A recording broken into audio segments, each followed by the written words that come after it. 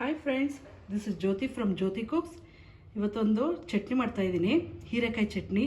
ಹೊರಗಡಲೆ ಚಟ್ನಿ ತಿಂದು ತಿಂದು ಬೇಜಾರಾಗಿದ್ದರೆ ಇದನ್ನ ಟ್ರೈ ಮಾಡಿ, ಹೆಲ್ದಿ ಕೂಡ. ಹೇಗೆ ಮಾಡೋದು ಅಂತ ನೋಡೋಣ.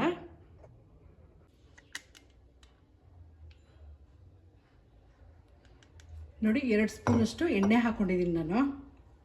ಸ್ವಲ್ಪ ಬಿಸಿ ಆಗಲಿ. ನೋಡಿ, ಹೀರೆಕಾಯಿ ತೊಗೊಂಡಿದ್ದೀನಿ, ಅರ್ಧ ಹೀರೆಕಾಯಿ ತೊಗೊಂಡಿದ್ದೀನಿ ನಾನು.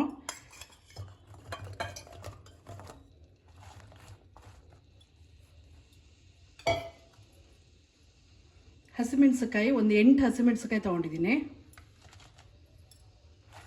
ಇದನ್ನು ಚೆನ್ನಾಗಿ ಹುರ್ಕೋತೀನಿ. ಸ್ವಲ್ಪ ಒಂದು 3-4 ನಿಮಿಷದಷ್ಟು ಸ್ವಲ್ಪ ಅದೆಲ್ಲ ಸಾಫ್ಟ್ ಆಗಬೇಕು, ಅಲ್ಲಿವರೆಗೆ ಹುರ್ಕೋತೀನಿ ನಾನು. ನೋಡಿ, ಹಸಿಮೆಣಸಿಕಾಯಿನ ನಾನು ಸೀಳಿದ್ದೀನಿ. ಸೀಳಿ ಹಾಕೋಬೇಕು, ಇಲ್ಲ ಅಂದರೆ ಸಿಡಿಯುತ್ತೆ.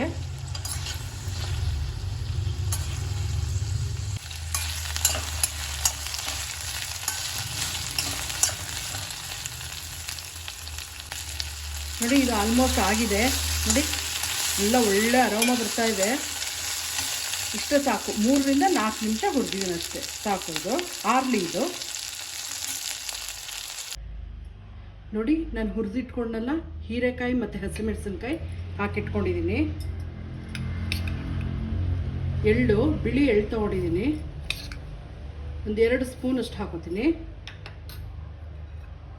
ಕೊತ್ತಂಬರಿ ಸೊಪ್ಪು ಒಂದು ಹಿಡಿಯಷ್ಟು.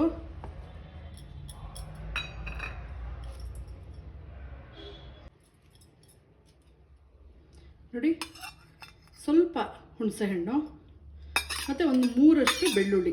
ಬೆಳ್ಳುಳ್ಳಿ ಬೇಡ ಅನ್ನೋರು ಸ್ಕಿಪ್ ಮಾಡ್ಬೋದು, ಆದರೆ ಬೆಳ್ಳುಳ್ಳಿ ಹಾಕಿದ್ರೆ ರುಚಿ ಚೆನ್ನಾಗಿರುತ್ತೆ. ರುಚಿಗೆ ತಕ್ಕಷ್ಟು ಉಪ್ಪು.